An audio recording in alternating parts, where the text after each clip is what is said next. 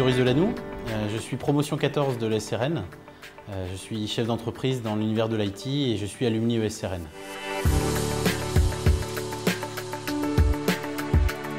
Donc Nexteam, création, on va bientôt fêter nos 5 ans. C'est actuellement une petite trentaine de salariés, tous avec un leitmotiv très fort, c'est l'innovation. Et pour garder cet esprit d'innovation, il faut savoir aussi beaucoup regarder ce qui se fait à l'étranger, voyager, suivre des conférences. Ça c'est non négligeable pour rejoindre aujourd'hui les équipes de Nexteam, que ce soit côté staff ou côté ingénieur.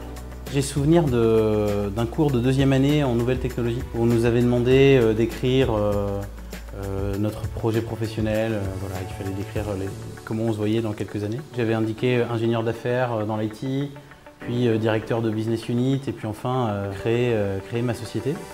C'était il y a 7, 8, 9 ans maintenant. Si je regarde un petit peu mon parcours actuellement, je suis dans la droite ligne de ce que j'avais prévu à cette époque, puisque j'ai fait un Erasmus dans une université spécialisée en technologie. J'ai ensuite intégré IBM, côté Consulting Services.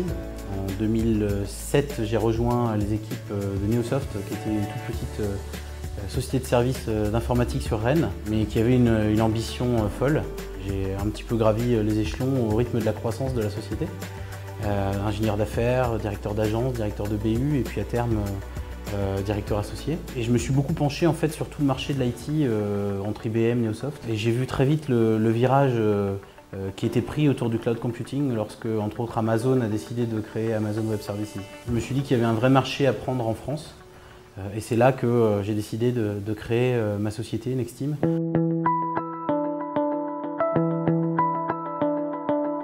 J'ai évidemment encore beaucoup de contacts avec des anciens de ma promo ou des promos assez proches ou même d'autres promos. Donc évidemment ça permet de suivre un petit peu les parcours de chacun, professionnel, personnel.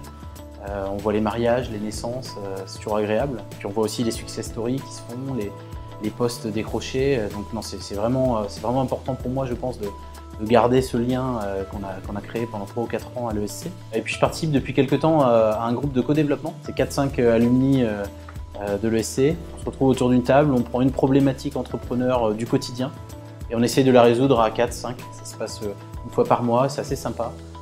Et j'invite toutes les personnes qui souhaitent créer ou se lancer prochainement à participer à ce genre de groupe de codev. On apprend beaucoup et c'est très formateur.